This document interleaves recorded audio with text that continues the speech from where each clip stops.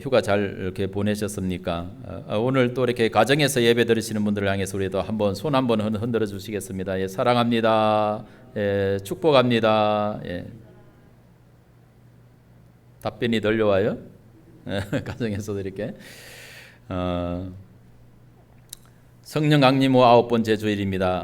어떻게 보면 이제 무더위가 최고의 절정에 이제 다다릅니다. 아마 휴가도 지난주와 이번 주가 최고 그 피크를 이룰 것 같습니다. 이 삼복 무더위 속에서도 여러분들의 강건한 그런 은혜가 있기를 주의 이름으로 축원합니다. 아무리 뭐 무더워도 또 오늘 이렇게 날을 이렇게 보니까 또 소망이 이렇게 생겨져요. 오늘이 우리 24절기상 오늘이 무슨 날인지 아시죠? 오늘이 입추입니다. 입추. 이제 가을에 들어간다라는 그런 이야기죠. 가을, 입추, 가을이라는 이제 말만 들어도 더위가 조금 이렇게 누그러드는 것 같은 그런 이제 느낌이 듭니다. 아무리 무더워도 이 참 이렇게 그 뭐라고 할까 이 하나님의 그 자연적인 섭리가 굉장히 오묘하다는 그런 느낌을 들어요. 굉장히 무더워도 입추 지나고 나면은 조금 시원하다라는 그런 생각이 드는 것 같고, 이제 또 좀 있으면 이제 처서 지나잖아요. 이제 처서 돌아오잖아요. 처서 돌아오면은 처서는 이제 찬바람이 난다는 그런 절기가 되잖아요, 그렇죠? 더운 속에 시원한 바람이 이렇게 이제 불어오고, 그래서 또 우리가 이제 더위를 이길 수 있는 그런 이제 소망이 있습니다. 이번 주 성경 읽기의 주제는 성령 충만한 자, 주님을 믿고 기다리는 깨어 있는 사람입니다라는 이런 이제 주제입니다. 하나님을 경외하고 섬기는 성령이 충만한 사람은 항상 주님께 소망을 두고 깨어 기다리는 그런 사람인 줄로 믿습니다. 누가복음 12장 36절에서 40절의 말씀을 이렇게 보면은 너희는 마치 그 주인이 혼인집에서 돌아와 문을 두드리면 곧 열어주려고 기다리는 사람과 같이 되라. 주인이 와서 깨어 있는 것을 보면 그 종들은 복이 있으리로다. 내가 진실로 너희에게 이르노니 주인이 띠를 띠고 그 종들을 자리에 앉히고 나와 수종들리라. 주인이 혹 2경에나 혹 3경에 이르렀어도 종들이 그같이 하고 있는 것을 보면 그 종들은 복이 있으리로다. 너희도 아는 바니 집주인이 만일 도둑이 어느 때에 이를 줄 알았더라면 그 집을 뚫지 못하게 하였으리라. 그러므로 너희도 준비하고 있으라. 생각하지 않은 때에 인자가 오리라 하시니라. 이렇게 말씀하십니다. 자, 하나님이 주님이 우리 가운데 반드시 오시는데 누가 그 주님이 오시는 주님을 기쁘게 할 수 있느냐? 주님이 오신다는 것을 믿고 깨어있어 기다리는 그런 사람이 복이 있다, 이렇게 말씀하시는 줄로 믿으시기를 바랍니다. 오늘 히브리서 11장의 말씀을 이렇게 보면은 바로 하나님을 믿고 기다리며 깨어있는 그런 믿음의 사람들에 대한 그런 이제 소개를 하고 있습니다. 바로 이제 히브리서 11장의 말씀은 바로 믿음의 사람들의 그 행적에 대해서 이렇게 쭉 그들이 어떻게 소망을 가지고 믿음으로 살았는가, 깨어서 기다리면서 하나님이 예비하실 그런 나라를 이렇게 준비하면서 바라보면서 살았는가, 이런 것을 이제 우리에게 말씀을 해주고 있습니다. 사실 이제 이 히브리서 11장의 말씀은 히브리서 10장 19절 이하의 그 말씀의 내용과 이렇게 연결이 되어 있는 그런 말씀입니다. 히브리서 10장 19절에서 39절까지 이렇게 말씀의 내용을 보면은 믿음의 소망을 굳게 잡으라, 그런 말씀의 내용입니다. 믿음을 가진 사람은 뒤로 물러가서 이렇게 멸망할 자가 아니고 오직 영혼을 구원함에 이르는 믿음을 가진 자다, 이렇게 이야기를 하면서 믿음이 우리에게 주는 그런 소망을 굳게 잡으라, 이렇게 권면을 하고 있다라는 그런 이야기죠. 그래서 믿음의 소망을 굳게 잡으라, 이렇게 이제 이야기를 하면서 바로 이제 이 11장에서 바로 믿음의 사람들이 어떻게 살았는가, 믿음이 어떻게 하나님이 이렇게 역사를 하시는가, 이런 사실을 이제 우리에게 보여주고 있습니다. 그래서 믿음이라는 게 무엇이냐? 믿음이라는 것은 바라는 것들이 반드시 이루어질 것이라고 하는 그런 사실을 이렇게 신뢰하는 거예요. 그걸 믿는다라는 그런 이야기죠. 그런데 이제 여기서 한 가지 우리가 중요한 것이 있습니다. 우리 한 가지 이제 중요하게 우리가 생각하고 넘어가야 될 것이 뭐냐 하면은, 과연 그러면은 믿음의 사람들이 바라는 것이 뭐냐? 믿음은 바라는 것들의 실상이요, 보지 못하는 것들의 증거다, 이렇게 했는데, 그럼 믿음의 사람들은 무엇을 바라고 살아가느냐는 것입니다.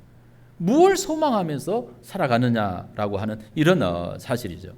여러분들은 믿음 안에서 무엇을 바라고 무엇을 소망하면서 여러분들은 살아가고 있습니까? 여러분, 우리는 믿음 안에서 내가 잘 먹고 잘 입고 또 내가 이렇게 성공해서 잘 사는 이것을 갖다가 믿음의 소망으로, 믿음으로 바라고 이렇게 여러분 살아가고 있습니까? 그게 나쁜 건 아니죠. 잘못된 건 아닙니다. 그러나 우리가 정말 참 믿음의 사람이 바라는 것은 우리가 이 세상에 잘 먹고 잘 입고 잘 살고 뭐 성공하고, 이게 믿음의 사람들이 바라는 궁극적인 소망이 아니다라는 그런 이야기예요.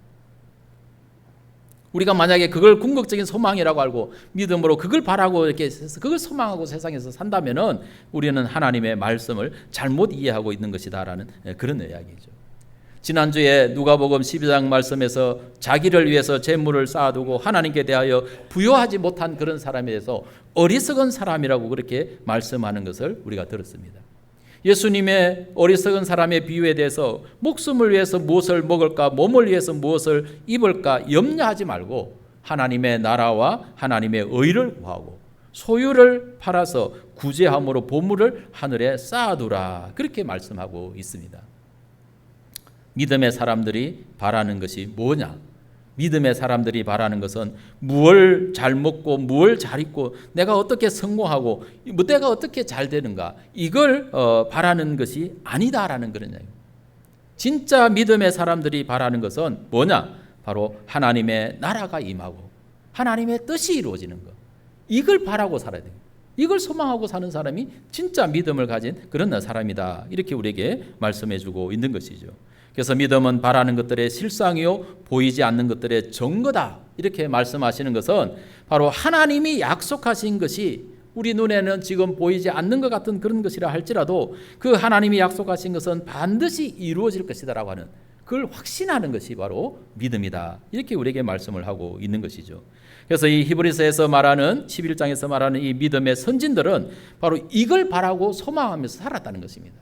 그들이 세상에서 땅에서 정말 그들이 잘 있고 성공하고 출세하고 그걸 소망하면서 사는 것이 아니고 바로 하나님의 나라가 임하기를, 하나님의 뜻이 이루어지기를, 그걸 소망하면서 믿음의 사람들이 살았다라는 그런 이야기죠. 그런데 그거에 대한 어떤 그런 그들이 소망했던 그러한 것이 바로 그리스도를 통해서 그 하나님의 나라가 이루어짐으로써 그 증거를 얻게 되었다, 그렇게 말씀합니다. 그러니까 그리스도가 오기 전까지 모든 사람들은 다 이 그리스도를 통해서 이루어지는 건 하나님의 나라를 소망하고 살았고, 그다음에 이제 그리스도가 실제로 이렇게 오시면서 하나님의 나라가 이 땅에 선포되어지면서 이제 모든 사람들은 그리스도 안에서 그 소망 바라던 것이 이제 얻어지는, 누려지는 그런 은혜 속에 있다. 그래서 사실 어떻게 보면은 이 구약에 있던 믿음의 사람들이 다 정말 훌륭한 그런 사람들이지만은 그 사람들보다도 더 훌륭하고 더 복된 것은 저와 여러분들입니다. 우리가 더 복된 사람입니다. 자, 이 구약에서 예수님이 비유 가운데 여인이 낳은 자 중에서 가장 이렇게 뛰어난 자, 위대한 자가, 큰 자가 누구냐? 바로 세례 요한이라 그랬어요. 세례 요한은 그리스도가 오시기 전까지의 어떤 모든 그 믿음의 소망을 가진 그런 선지자들을 바로 세례 요한까지입니다. 그 전까지 사람들은 바로 하나님의 때를, 볼 때를 기다리면서 소망하면서 살은 것이고, 예수님이 이 땅에 오신 이후의 모든 사람들은 이제 그 믿음의 사람들이 소망하던 것을 우리는 진짜 직접 붙들고 살아가는, 누리면서 살아가는 그런 은혜를 우리에게 주셨기 때문에 이 구약의 수없이 그 대단한 위대한 그런 믿음의 사람들보다도 우리가, 저와 여러분이 더 복된 그런 사람이다 라는 사실을 저와 여러분들이 알게 되시기를 간절히 바랍니다. 예수님이 직접 말씀하세요. 여인이 낳은 자 중에서 세례 요한보다 더 큰 이가 없다. 그러나 하나님의 나라에서는 가장 작은 자라 할지라도 다 세례 요한보다 크다. 크다라고 하는 것이 뭐 다른 위대하다 그런 게 아니고 하나님의 나라에서는 바로 어떤 사람이라도 이 세례 요한 그 이전의 모든 사람들보다도 그 사람들이 누렸던 그러한 믿음의 은혜보다도 우리가 더 그 은혜를 이렇게 누리면서 살아간다라고 하는 이런 사실을 우리에게 말씀해 주고 있다라는 그런 사실입니다.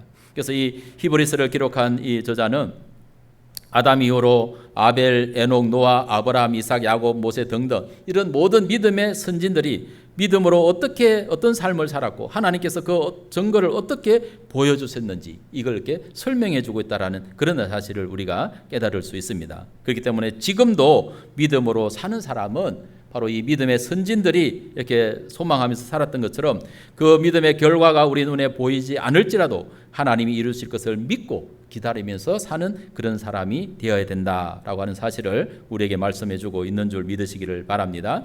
아담과 하와 이래로 이 타락한 인류를 구원하시는 이 하나님의 구원의 역사에는 바로 그 역사를 이루어 가시는 하나님의 점진적인 그런 방법이 있다라는 그런 이야기죠. 하나님께서 인류를 구원하시려고 하는 그 뜻을 처음 이렇게 밝혀주신 바로 그 말씀이 우리는 창세기 3장 15절의 말씀이라고 이렇게 이야기하잖아요.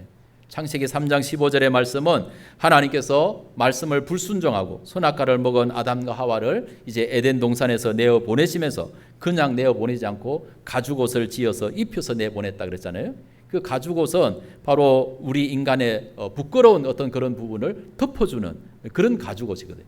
그걸 비유로 따지면은 하나님의 말씀 율법을 상징하는 거예요. 가죽옷은 바로 율법은 우리의 부끄러운 어떤 그런 죄를 덮어주는 그런 역할을 이렇게 하는 거예요.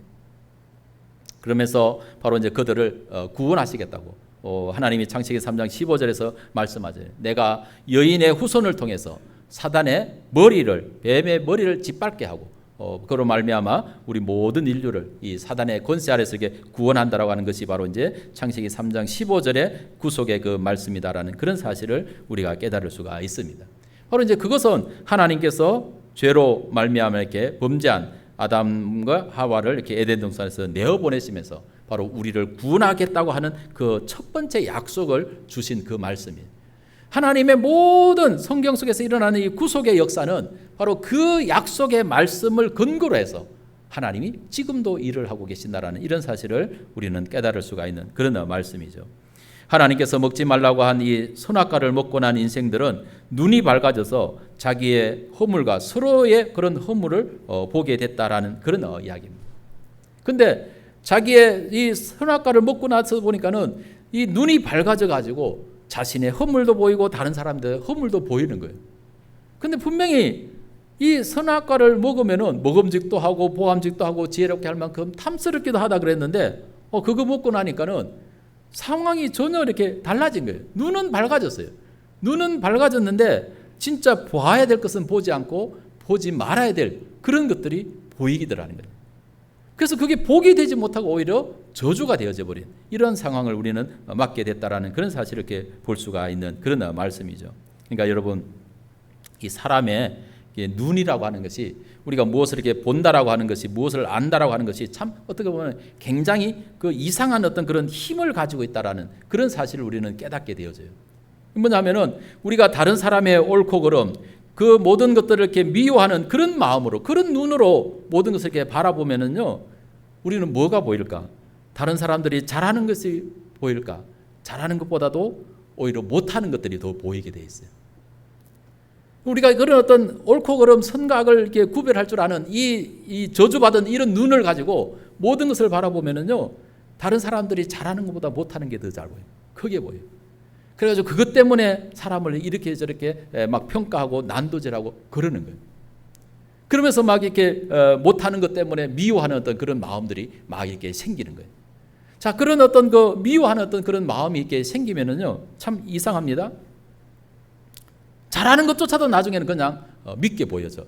너무 이렇게 막 더 진보가 되어져 버리면. 뭐 처음에는 그냥 잘하는 건 좋고 뭐 잘못하는 건 나쁘고 이런 식으로 이렇게 됐다가도 나중에는 그냥 사람이 그냥 그것 때문에 미워져 버리면은요 막 잘하는 것조차도 그냥 싫어져. 그것도 그냥 막 꼴보기가 싫어 미워져 버리는 이런 식으로 가버린다니까요.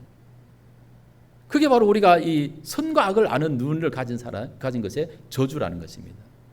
그래서 하나님은 그걸 먹지 말라고 하는 거예요. 이 선과 악을 아는 그런 지식은 너희들이 가져봐야 하나도 유용한 게 없다는 거죠. 오히려 너희를 저주 가운데 빠지게 한다. 그래서 하나님 먹지 말라고 그렇게 말씀을 하셨다라는 그런 이야기예요. 근데 우리의 눈이 그런 옳고 그름의 눈으로 가지고 보지 않고 정말 하나님의 사랑의 눈으로 하나님이 우리에게 주시는 어떤 그런 사랑의 눈. 하나님은 우리가 하나님 앞에 정말 이렇게 이뻐서 하나님 우리를 사랑하십니까? 내가 하나님 앞에 잘해서 하나님이 나를 이렇게 사랑해 주세요? 착각하면 안 돼요. 내가 하나님 이쁨 받을 만한 짓을 해서 내가 하나님의 사랑을 받느냐? 절대 안 그렇습니다. 이 로마서 5장 그 말씀 이렇게 8절 이하의 말씀 보면은 우리는 하나님 앞에 죄인이었고, 우리는 하나님 앞에 원수 같은 사람이었고, 우리는 하나님 앞에 하나님을 대적하는 그런 존재였다는 거예요. 그럼에도 불구하고 하나님은 우리를 용서하고 우리를 사랑하고 우리의 모든 그런 허물을 덮어주면서 바로 자기의 독생자를 십자가에 죽이게 하기까지 우리를 사랑하신 하나님이라고 그렇게 말씀하네요.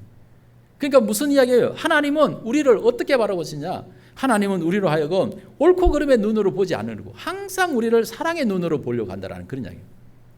이게 바로 하나님이 우리에게 주는 생명의 눈이라는 거예요.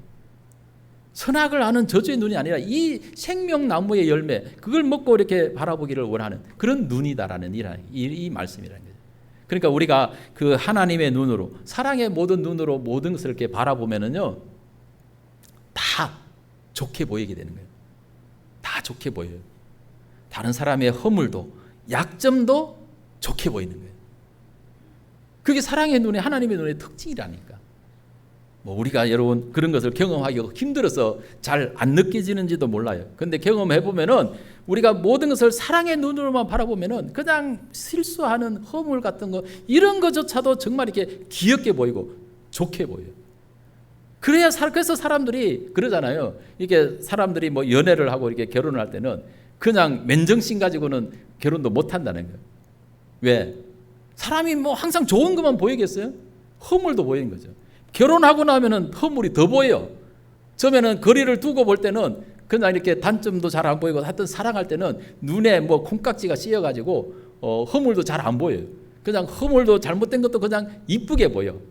그러니까는 서로 사랑한다고 이렇게 하고 결혼도 하고 그러죠. 근데 또 결혼하고 나서 보면은 또 허물이 더 많이 보여. 전에는 따로따로 살 때 이렇게 보던가 하고 같이 이제 붙어서 이렇게 살다 보면은 허물이 더 많이 보여, 더 적게 보여? 절대로 더 적게 안 보여. 더 많이 보여요. 그런데 사랑에 콩깍지가 씌어져 있는 사람은 그 허물도 좋게 본다는 거예요. 그러니까 사는 거죠. 근데 이제 콩깍지가 하나씩 벗겨지기 시작하면은 이제 전쟁이 일어나기 시작한다는 그런 얘기예요.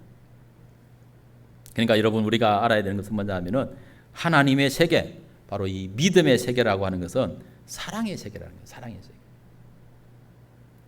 그렇기 때문에 이 선악의 눈을 가지고 우리가 판단하고 정죄하는 그런 삶으로서는 우리는 절대 하나님의 나라를 이해할 수가 없다라는 거예요. 하나님의 낙원에 있는 생명나무의 열매를 우리가 먹을 수가 없다는 거예요. 영생할 수가 없다라는 것입니다. 그래서 이 선악을 아는 이 저주의 눈을 가진 모든 인생들은 다 어떻게 돼야 되냐? 모든 인생들은 다 십자가를 거쳐야 되는 거예요. 십자가를 거치지 않으면은 생명나무로 나아갈 수 있는 길이 안 열린다는 거예요. 생명나무의 열매를 먹을 수가 없다라는 거예요. 그래서 예수님의 십자가가 바로 우리의 구원이라는 거죠. 십자가가 아니면은 다른 방법으로는 구원이 있을 수가 없다는 것입니다. 우리의 옛사람이 죽지 않고는 새로운 사람으로 거듭날 수가 없다라는 거예요. 바로 예수님의 십자가는 뭐냐? 바로 이 선악의 눈으로 저주받은 우리의 인생을 다 십자가에 다 죽고 이제는 하나님의 사랑의 눈을 가진, 하나님의 그 생명을 가진 그런 사람으로 변화시키는 거예요. 바로 그게 십자가고 그게 우리의 구원이다라는 이런 사실을 우리가 깨달을 수가 있는 그런 말씀이죠. 그래서 우리가 믿음으로 산다라고 하는 것은 바로 그런 예수님을 통해서 이 하나님의 그 사랑의 은혜를 이렇게 받고 하나님이 약속하시는 그 하나님의 나라, 그것을 이렇게 소망하면서 살아가는 그런 사람입니다. 그래서 그 나라를 소망하면서 우리는 그것을 이렇게 깨어서 기다리는 그런 삶이 바로 믿음으로 사는 삶이다. 이렇게 말씀하고 있어요. 그래서 하나님께서 아브라함의 예를 들어서 이야기를 합니다. 믿음으로 아브라함은 부르심을 받았을 때에 순종하여 장래의 유업으로 받을 땅에 나아갈 때 갈 바를 알지 못하고 나아갔다. 이렇게 말씀을 하고 있습니다. 바로 이게 창세기 12장 1절에 나오는 아브라함은 내가 네게 지시할 땅으로 가라는 하나님의 명령을 받고 길을 떠났고 바로 하나님이 약속하신 가나안 땅에 들어왔어요. 가나안 땅에 들어왔는데 하나님이 나타나셔가지고 아브라함에게 내가 이 가나안 땅을 너와 네 자손에게 주겠다. 그렇게 약속을 하셨다라는 그런 이야기입니다. 근데 여러분 우리는 이 아브라함의 삶을 이렇게 보면은 오늘 이 히브리서가 이렇게 설명하는 어떤 그런 것을 보면은 아브라함도 마찬가지고 약속의 아들로 난 이삭도 마찬가지고 또 그 아들 약속을 이어갈 야곱도 마찬가지고 이들은 다 하나님이 약속한 그 하나님이 주시기로 한 그 가나안 땅에 살고 있었다는 거예요. 그 가나안 땅에 살고 있음에도 불구하고 그들은 그 하나님이 주시기로 약속한 땅에 살면서도 어떻게 살았느냐? 그 땅에서 그들은 나그네처럼 살았다는 거예요. 나그네처럼 장막에 거했다 그렇게 이야기합니다. 자, 여러분 장막에 거하는 것과 그 땅에 집을 짓고 사는 것은 영적으로 전혀 이렇게 차원이 다른 그런 말씀입니다. 장막을 짓고 나그네처럼 살았다라고 하는 것은 이곳은 내가 영원히 살 것이 아니다. 반드시 내가 떠나는 그런 곳이다. 이런 이야기예요. 우리가 여행을 이렇게 하는 사람은 여행은 나그네처럼 이렇게 다니는 거잖아요. 그곳에 안주하고 거주하는 것이 아니에요. 저도 지난주에 이렇게 저 경기도 북부 쪽으로 이렇게 휴가를 맞아서 이렇게 여행을 갔지만은 거기서 살지 않고 나그네처럼 지나서 다시 여기로 온 거예요. 바로 아브라함과 이삭과 야곱은 약속의 땅에 이렇게 살면서도 그 땅에 나그네처럼 이렇게 살았다. 사실은 하나님이 어떻게 그들이 보면은 참 그곳에 어떤 땅을 기업을 이렇게 주지 않았어요. 뭐 아브라함은 겨우 이제 그 사라를 장례하기 위해서 사라가 이렇게 죽었을 때 그 사라를 장례하기 위해서 헤브론에 있는 그 막벨라 굴이 딸린 그 조그마한 밭 그거 하나 이렇게 사서 이제 자기의 그 사라의 매장지로 이렇게 삼았단 말이죠. 근데 그 사실 어떻게 보면 그것도 하나의 그 가나안 땅을 육적인 그 가나안 땅을 이렇게 얻게 하는 하나의 교두보 같은 그런 아주 중요한 그런 역할을 하는 것이지만은 그러나 영적으로 보면은 그것은 하나님의 나라에 처소로 들어가는 이 헤브론이라고 하는 영적인 의미가 바로 그런 거거든요. 하나님의 얼굴이라고 하는 것이 헤브론입니다. 그러니까 바로 헤브론의 땅을 샀다는 것은 하나님 앞에서 하나님에게로 들어가는 그 믿음의 소망을 가지고 그 땅을 샀다라는 그런 사실을 이제 볼 수가 있습니다. 그래서 이들은 바로 하나님이 그 가나안 땅을 이렇게 주신다는 그런 약속을 받았음에도 불구하고 그들은 그 땅을 이렇게 나그네처럼 장막에 이렇게 거했다. 근데 왜 그렇게 거했느냐? 장막에 이렇게 거하는 것처럼 그들이 궁궐을 짓고 정착해서 살지 않고 나그네처럼 이렇게 살았느냐 하는 것은 바로 하나님이 계획하시고 지으실 터가 있는 성을 바랬기 때문이라 그렇게 해요. 그러니까 믿음의 사람들은 약속의 땅에 있음에도 불구하고 그 길을 갖다가 이 땅의 어떤 그런 것으로 생각하지 않고 바로 하나님이 주시는 그 하늘의 성 그걸 이렇게 바라고서 그걸 이렇게 깨닫고 이렇게 살았다라는 그런 사실을 이제 고백하고 있는 그런 말씀이죠. 그러니까 여러분 우리가 이 세상에서 뭐 집을 짓고 사는 이런 것이 우리가 육신적으로는 사는 것이지만은 그러나 여기가 우리가 영원히 여기는 어떤 그런 도성이 아니라는 거죠. 우리의 마음을 거기에다가 다 이렇게 두면 안 된다는 것이. 그건 어리석은 어떤 그런 모습이다라는 그런 이야기죠.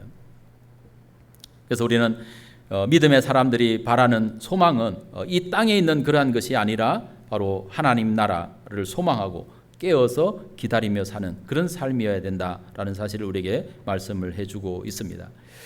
이 11절 이하의 이제 말씀은 이 11절과 12절의 말씀은 이제 사라의 어떤 그런 믿음에 대한 그런 이야기인데 바로 이제 이 아브라함이 나이가 이렇게 99세 때 그 아내 사라의 나이가 이제 89세 때 하나님이 찾아오셔 가지고 명년이 때 네 아내 사라에게 잉태하여서 아들을 낳겠다라고 하신 그 말씀입니다. 뭐 남자는 어떤지 잘 모르지만은 이 여자는 나이가 많아서 이렇게 생리가 끊어지면은 임신이 안 된다는 게 정상적인 그런 것이다 말이죠. 그래서 사라는 나이가 이미 많아서 자녀를 낳을 수 없는 그런 상황이었어요. 그런데도 불구하고 하나님은 능히 하실 수 있는 그런 분으로 믿고 말씀하신 대로 믿었더니 바로 잉태할 능력을 주셨다라고 그렇게 이야기를 합니다. 사라가 90세가 되어서 죽은 자와 다름없는 그런 사라가 믿음으로 잉태하여서 이삭을 이렇게 낳았는데 그로 말미암아 하늘의 별과 같이 바다의 모래와 같이 많은 후손이 생육했다라고 이 히브리서 저자는 이렇게 설명을 하고 있습니다. 자, 이 히브리서 저자가 이 사라의 그 믿음을 바라본 것은 뭐냐면은, 자, 사라는 아이를 낳을 수 있는 어떤 그런 것이 끝났어요. 끝났는데 하나님이 오셔서 이 명년 이맘때 내가 너에게 아들을 주겠다라고 하는 그런 약속을 받았어요. 그래서 그 약속으로 말미암아 정말 자기 몸에서 불가능한 그런 일들이 일어나 가지고 이삭이라고 하는 아들을 얻었어요. 이삭이라고 하는 아들을 얻었는데, 근데 그러면은 이 사라가 이 이삭이라고 하는 어떤 육적인 아들을 얻은 것으로 그냥 위안을 삼고 살았느냐? 그게 아니라는 것입니다. 히브리서 저자가 이 사라의 믿음을 바라볼 때는 바로 이 이삭이라고 하는 어떤 육신의 아들을 얻어서 기뻐한다라는 그런 말이 아니라는 거죠. 바로 그를 통해서 하나님의 영적인 그런 자녀가 무수히 많아졌다라고 하는 이런 사실들을 이렇게 바라보는 그런 믿음을 사라가 가졌다라고 그렇게 설명을 하고 있다라는 그런 이야기죠. 그래서 사라가 하나님께 바라고 믿었던 그 후사는 단지 육신의 자손 이삭을 바란 것이 아니라 그걸 뛰어넘어서 그리스도로 말미암는 후사가 바다의 모래와 같이 많아짐을 믿었다. 이렇게 해석을 하고 설명을 하고 있다라는 그런 이야기죠. 우리는 신약성경 갈라디아서 3장 16절의 말씀에 보면은 이 약속들은 아브라함과 그 자손에게 말씀하신 것인데 여럿을 가리켜 그 자손들이라 하지 아니하시고 오직 하나를 가리켜 내 자손이라 하셨으니 곧 그리스도라, 이렇게 말씀을 하죠. 그러니까 이 갈라디아서의 말씀도 보면은 이 하갈과 사라를 통해서 태어난 이스마엘과 또 이렇게 그 이삭의 이런 그 자녀들께 설명하면서 이삭의 자손이 하나님의 약속의 자손이고 후사인데 단지 그 육신적인 어떤 그런 후사를 이야기하는 것이 아니라는 것입니다. 바로 이것은 표면적으로는 육신적인 아들 이삭이지만은 영적으로는 믿음 안에 있는 모든 사람들을 다 포함하고 있는 그런 말씀이다라는 이런 사실을 말씀하고 있는 것이죠.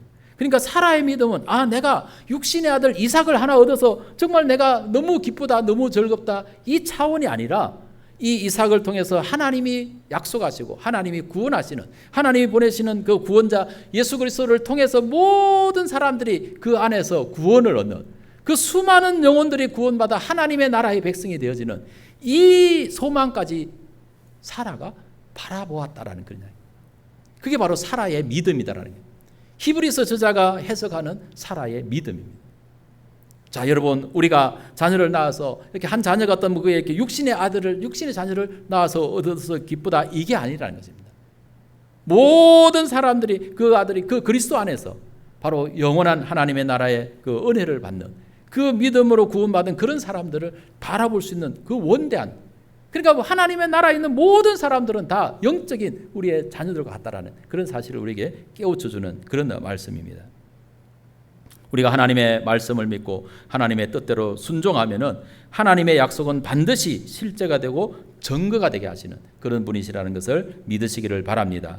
이 세상은 우리의 영구한 산업도 아니고 영구한 집도 아닙니다. 나그네처럼 지나가는 장막입니다. 하나님이 약속하신 영원한 기업을 바라고 믿음으로 순종하여 나아가는 우리 모두가 다 되어지기를 주의 이름으로 축원을 드립니다. 13절 이하에 보면 이 사람들은 다 믿음을 따라 죽었으며 약속을 받지 못하였으되 그것들을 멀리서 보고 환영하며 또 땅에서는 외국인과 나그네임을 정언하였으니 그들이 이같이 말하는 것은 자기들이 본향 찾는 자임을 나타냄이라. 그들이 나온 바 본향을 생각하였더라면 돌아갈 기회가 있었으려니와 그들이 이제는 더 나은 본향을 사모하니 곧 하늘에 있는 것이라. 이러므로 하나님이 그들의 하나님이라 일컬음 받으심을 부끄러워하지 아니하시고 그들을 위하여 한 성을 예비하셨느니라. 그랬습니다. 자, 이 사람들이란 누구냐? 바로 앞에서 언급되어진 믿음의 사람들을 이야기합니다. 아브라함, 사라, 이삭, 야곱, 이런 사람들을 가리킵니다. 그들은 다 모두 가나안 땅과 후손에 관한 하나님의 약속을 받은 자들이었지만은 그들은 그 성취를 보지 못한 채 죽었다는 것입니다. 그러나 그들은 하나님께서 약속하신 바를 실행하실 것이다, 이루실 것이다라고 하는 것을 믿음으로 바라보면서 일생을 살았다라는 그런 말씀입니다. 멀리서 보고 환영하며라고 하는 이 말은 신체적인 어떤 그런 눈으로 보려는 것을 가리키는 것이 아니고 바로 하나님의 약속에 대한 것을 이루실 것을 믿음의 눈으로 영적으로 바라보았다. 확신했다라는 그런 사실을 우리에게 말씀해 주고 있습니다. 이 약속의 성취는 1차적으로 이스라엘 백성들이 출애굽해서 이제 가나안 땅을 정복하는 그런 것이라고 이렇게 볼 수가 있겠지만은, 그러나 근본적인 것은 그것이 가나안 땅을 그들이 다 차지한다 할지라도 그것이 바로 하나님의 약속을 이루었다라는 그런 것이 아니라는 것입니다. 그게 아니고 요한복음 8장 56절에서 말씀하시는 것처럼 예수님은 아브라함을 보고 뭐라고 했냐면은, 아브라함은 나의 때를 즐거운 마음으로 기다리겠다, 그런 이야기를 하는 거예요. 사람들이 그 예수님의 말을 이해를 못하는 거예요. 아니, 자기들이 다 아브라함의 육적인 후손 자손인데, 자, 아브라함은 뭘 바라보고 살았느냐? 아브라함은 나의 때를 볼 것을 바라면서 소망으로 살았다, 이렇게 이야기하는 거예요, 예수님이.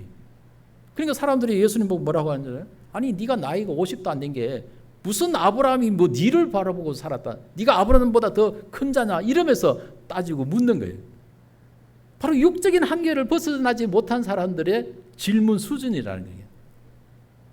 아브라함이 믿음으로 바라본 것은 바로 그리스도의 때, 그리스도를 통해서 이루어지는 하나님의 나라의 그 나라를 바라보면서 살았다라고 하는 그런 말씀을, 바로 그것을 이루기 위해서 예수님이 이 땅에 구세주로 오셨는데, 사람들은 바로 예수님이 바로 아브라함이 소망하고 바랐던 그 메시아 구세주라는 사실을 모르고 그냥 단지 육신의 30대 젊은 청년으로만 이렇게 알고 오해를 하는 거예요. 그러니까 네가 나이가 50도 못 돼가지고 네가 아브라함보다 더 나이가 많은 자냐, 이런 식으로 질문을 하는 것이죠. 바로 예수님이 하나님이라는 사실을 모른다라는 그런 이야기입니다. 아브라함은 바로 예수님의 때, 예수님을 통해서 이루어지는 그 하나님의 나라를 바라고 믿음으로 나그네처럼 그렇게 살았다라고 그렇게 정언을 하고 있다라는 그런 이야기입니다.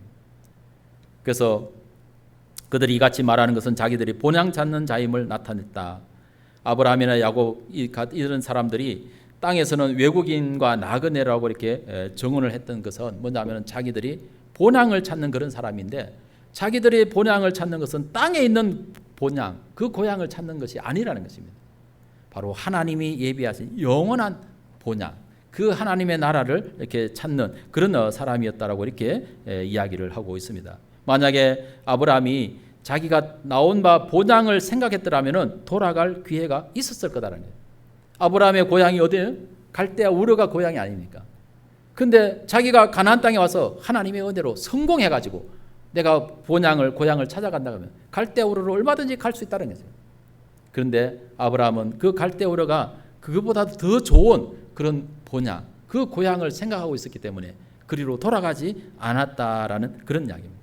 아브라함이 바라보았던 본향은 뭐냐? 더 나은 본향이 뭐냐? 그가 사모했던 것은 바로 땅에 있는 것이 아니라 하늘에 있는 것이었다. 하나님이 예비하신 그런 고향이었다라고 이렇게 이야기를 하고 있는 것입니다.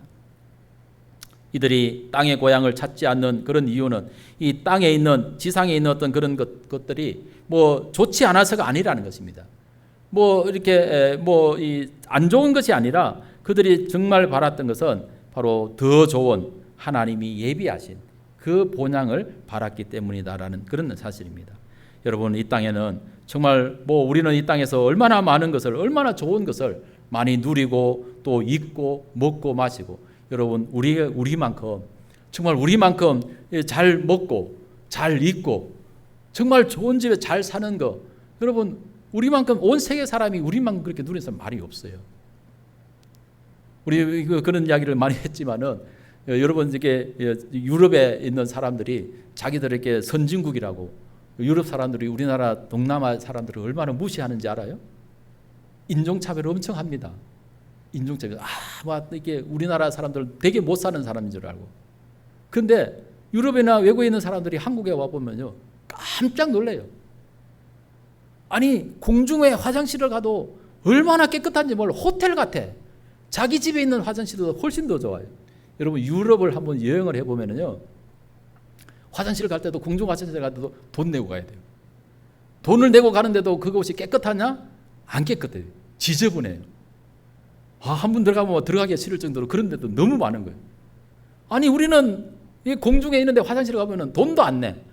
근데 들어가 보면은 완전히 그냥 얼마나 깨끗한지 몰라요. 사람들이 깜짝 놀라는 거예요. 야, 한국에 와서 다 놀란다는 거예요.